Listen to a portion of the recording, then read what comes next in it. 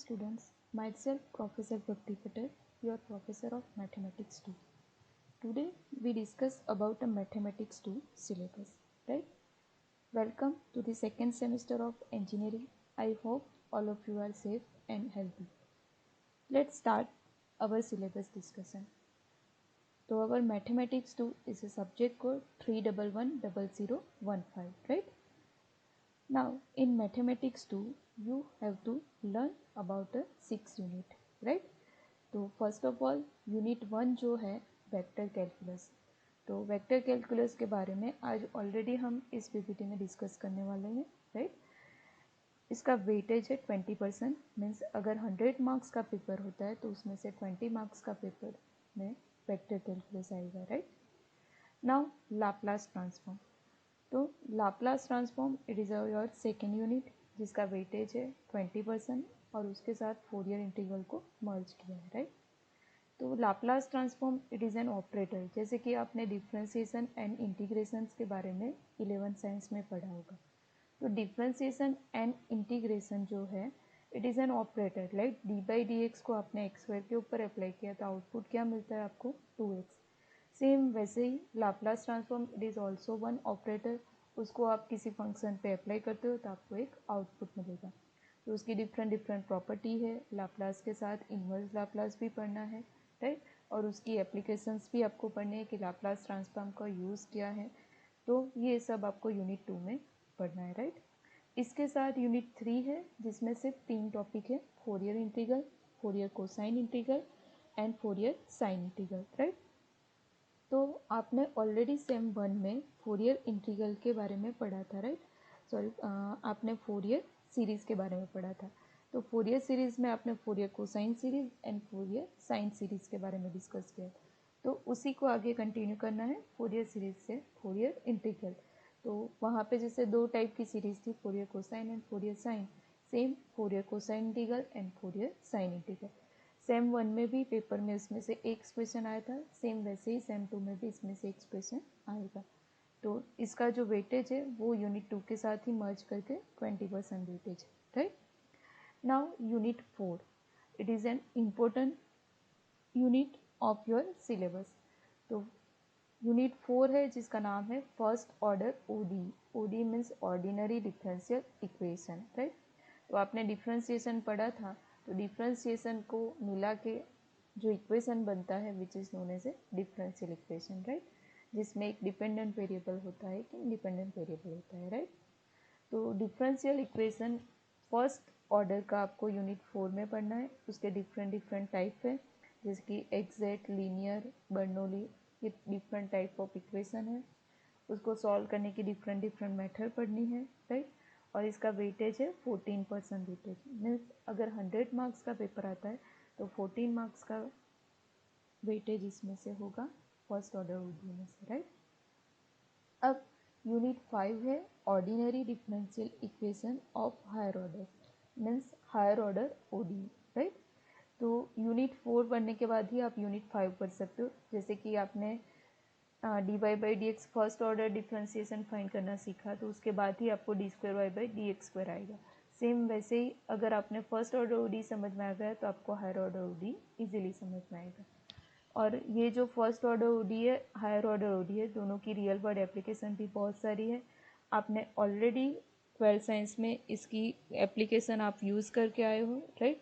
जैसे कि आप आरसी सर्किट के प्रैक्टिकल परफॉर्म करते थे फिजिक्स में, तो वो भी one type of application of differential equation है, राइट? और ये जो पॉपुलेशन ग्रोथ मॉडल है, मीन्स वर्ल्ड की जो पॉपुलेशन काउंट होती है, it is also ordinary differential equation का एप्लीकेशन है। फिर आप हाफ टाइम फाइंड करते थे केमिस्ट्री में, तो वो भी application of ordinary differential equation है, राइट? तो ordinary differential equation it is A use application in real world, right? Now इसमें आपको हायर ऑर्डर ओडी में भी डिफरेंट टाइप के होमोजीनियस, लीनियर ओडी और यूलर कॉची इक्वेशन, ऐसे अलग अलग टाइप के डिफरेंशियल इक्वेशन डिस्कस करने हैं। और उसके फाइंड करने के लिए जो मेथड है, जैसे कि solution bye variation of parameter, method of undetermined constant, right? तो ऐसे डिफरेंट मेथड से उसको सॉल्व करना है, राइट? उसका जो वेटेज है वो है हाईएस्ट वेटेज मीन्स 26% वेटेज है ये यूनिट का, राइट। अब लास्ट यूनिट है unit 6, series solution of OD. तो जो ओडी होता है उसका सीरीज सॉल्यूशन आपने ऑलरेडी सीरीज के बारे में सेम 1 में पढ़ा था, राइट, सीक्वेंस एंड सीरीज की। तो वो सीरीज सॉल्यूशन है ओडी का, राइट, मीन्स ओडी का सीरीज के फॉर्म में solution which is our unit 6। तो इसमें आपको power series method, Legendre equation, Legendre polynomials, Frobenius method, ऐसे Bessel's equation, different type equation से आपको सीरीज सॉल्यूशन फाइंड करना है ओडी का। और इसके एग्जांपल बहुत लंबे होते हैं, मीन्स 7 मार्क्स में ही आते हैं, और इसका भी वेटेज है 20% वेटेज, राइट। तो ये था हमारा सिलेबस का डिस्कशन। तो सिलेबस में टोटल 6 यूनिट है और इसमें से आज हम डिस्कस करने वाले first unit, right, unit 1 vector calculus. Introduction about a vector calculus. Vector calculus deals with the differentiation and integration of vector function, right. तो जो वेक्टर कैलकुलस है वो दो टाइप में बता हुआ है, एक तो डिफरेंशिएशन और दूसरा इंटीग्रेशन। किसका? वेक्टर फंक्शन का डिफरेंशिएशन एंड वेक्टर फंक्शन का इंटीग्रेशन। अब डिफरेंशियल कैलकुलस मीन्स जो डिफरेंशिएशन होता है वेक्टर फंक्शन का which is divided into the part differential calculus. तो डिफरेंशियल कैलकुलस क्या है? Means cut something into small pieces. जैसे कि आपके पास कोई बड़ा स्टोन है, उसको आपने छोटे छोटे स्टोन में डिवाइड किया और वो स्मॉल पीसेस में कैसे चेंजेस आ रहा है उसकी स्टडी करना है, which is known as a differential calculus. Now integral calculus means join the small pieces together to find how much there is, right। तो इंटीग्रेशन का मीनिंग आपने ऑलरेडी जब 12th में इंटीग्रेशन के बारे में पढ़ा होगा तो उसकी डेफिनेशन में ऐसे ही आता था कि आपके पास एक अनडिफाइंड शेप होता था, उसको आप छोटे छोटे स्मॉल पीसीस में डिफाइन करते थे, डिवाइड करने के बाद उसको समेसन लेते थे कि summation of A1 A2 A3 up to dash dash A, वो सब एरिया का समेसन, तो आपको क्या मिलता था? इंटीग्रेशन। तो सेम मीनिंग यहाँ पे भी है, integral calculus means join the small pieces together to find how much there is, right. So it is a introduction of vector calculus which is deals with differentiation and integration of vector function। अब तक आपने function भी पढ़ा है और calculus भी पढ़ा है, बट वो अब हमें किसके फॉर्म में पढ़ना है? वेक्टर के फॉर्म में, राइट। और वेक्टर भी आप ऑलरेडी फिजिक्स में पढ़ के आए हो तो हमें आसानी हो जाएगी, राइट। जो मैंने अभी आपको थियोरेटिकली समझाया वो ही है कि वेक्टर कैलकुलस जो है वो दो पार्ट में डिवाइड किया हुआ है, एक तो differential calculus and second integral calculus, right. तो डिफरेंशियल कैलकुलस में हमें 3 ऑपरेटर पढ़ने हैं, एक तो curl, then divergence and gradient. It is also one operator, जैसे कि मैंने आपको बताया कि डिफरेंशिएशन एंड इंटीग्रेशन भी एक ऑपरेटर है जिसको किसी फंक्शन पे हम अप्लाई करते हैं तो हमें आउटपुट मिलता है। Same here curl, divergence and gradient, वो तीनों भी क्या है? डिफरेंशियल ऑपरेटर ही है। तो इसको हम किसी वेक्टर फंक्शन के ऊपर अप्लाई करेंगे और फिर फाइंड करेंगे उसका आंसर, राइट। तो वेक्टर कैलकुलस में, डिफरेंशियल कैलकुलस में हमें 3 ऑपरेटर के बारे में पढ़ना है, curl, divergence and gradient. Now discuss about A integral calculus. तो इंटीग्रल कैलकुलस जो है उसको भी 3 पार्ट में डिवाइड किया है, line integral, surface integral and volume integral. तो आपने फर्स्ट सेम में मल्टीपल इंटीग्रल पढ़ा होगा जिसमें आपने ऑलरेडी 11-12 साइंस में सिंगल इंटीग्रेशन पढ़ा होगा। तो सिंगल इंटीग्रल का जो वेक्टर फॉर्म है which is a line integral, उसका जो डबल इंटीग्रेशन वाला फॉर्म है which is our surface integral, and vector में ट्रिपल इंटीग्रेशन का जो फॉर्म है which is known as a volume integral, right. तो अभी जो हमें यहाँ पे पढ़ना है, पहले सिलेबस में, ओल्ड सिलेबस में तीनों थे, line, surface and volume. But integral calculus में अभी जो हमारा सिलेबस चेंज हुआ है उसमें सिर्फ हमें लाइन इंटीग्रल पढ़ना है एंड ग्रीन्स थियर, राइट। उसके लिए आपको single integration and double integration आना चाहिए, राइट। अब डिस्कस करते हैं application about a vector calculus, means उसका रियल वर्ल्ड में यूज़ किया है। तो it plays an important role in the differential geometry and in the study of rigid dynamics, right. तो डिफरेंशियल ज्योमेट्री में इसका बहुत ही बड़ा रोल है and study of rigid dynamics, fluid dynamics, heat transfer. जो मैकेनिकल के स्टूडेंट है उनको हीट ट्रांसफ़र सब्जेक्ट आएगा, तो इसमें भी इसका बहुत बड़ा यूज़ होता है वेक्टर कैलकुलस का। फिर जो इसी वाले स्टूडेंट है उनको इलेक्ट्रोमैग्नेटिज्म, इलेक्ट्रिकल वालों को भी ये पढ़ने को लिए आएगा, थियरी ऑफ रिलेटिविटी, ये सब में वेक्टर कैलकुलस का बहुत ही बड़ा रोल है, राइट। तो it is an application of vector calculus. Now we will discuss our syllabus. So now we will start our unit vector function of a single scalar variable, right। तो मैंने अभी आपको बताया कि यहाँ पे जो है आपका vector calculus, it is a differentiation and integration of vector function, right. जो पूरा वेक्टर कैलकुलस है वो इसके बेस पे है। तो सबसे पहले वेक्टर फंक्शन क्या है वो हमें पढ़ना पड़ेगा।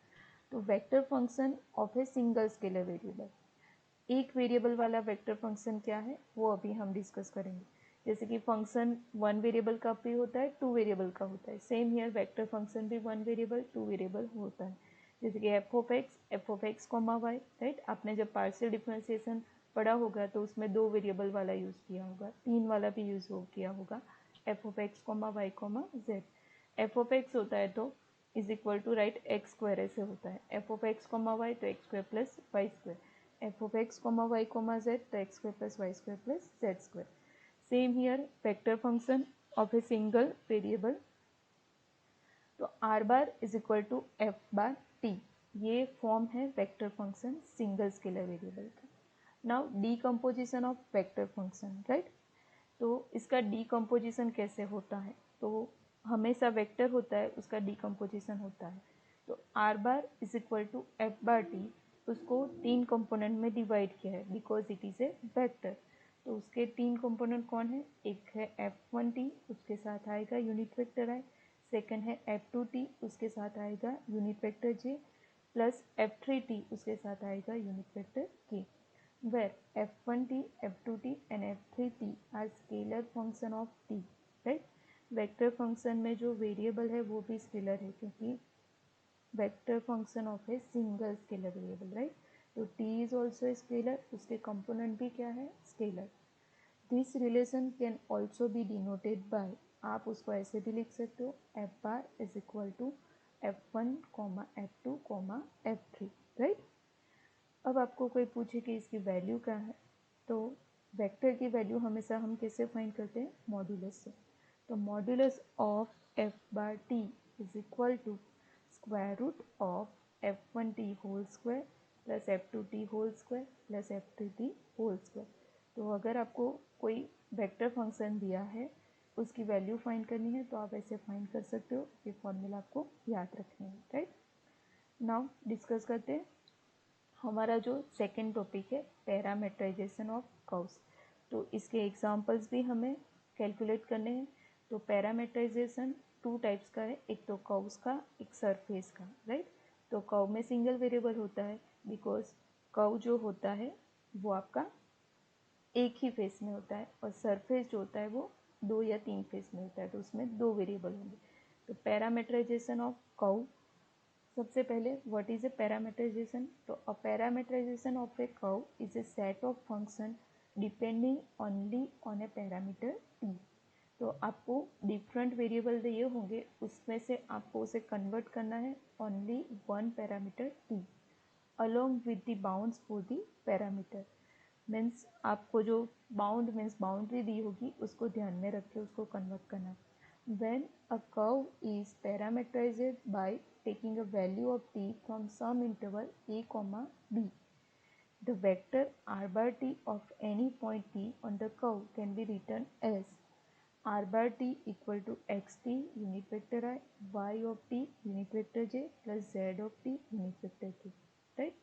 तो r bar t में आपको एक कर्व दिया होगा जो इस फॉर्म में दिया होगा, राइट। इस फॉर्म में से हमें उसको पैरामीटराइज करना है, मीन्स पूरे कर्व में से कहीं पे भी एक्स वाई जेड नहीं दिखने चाहिए, ओनली वन पैरामीटर दिखना चाहिए T, means elimination of X Y Z and curve को हमें टी के फॉर्म में लिखना है, राइट। तो इसके एग्जाम्पल हम नेक्स्ट वीडियो लेक्चर में डिस्कस करेंगे, अभी सिर्फ थियरी डिस्कस कर रहे हैं। सेम जैसे आपने पैरामीटराइजेशन ऑफ कर्व डिस्कस किया वैसे ही है पैरामीटराइजेशन ऑफ सरफेस। तो parameterization of a surface is a set of function depending on two parameter, right। तो पैरामीटराइजेशन ऑफ ए सरफेस में अब वहाँ पे क्या था, ओनली वन वेरिएबल था टी, जबकि यहाँ पे कितने वेरिएबल है, 2 पैरामीटर। यूजुअली वो कौन से होंगे, u and v, right, with the bounds for the parameter. जैसे वहाँ पे थी boundary a comma b, same यहाँ पे भी बाउंड्री होगी, राइट।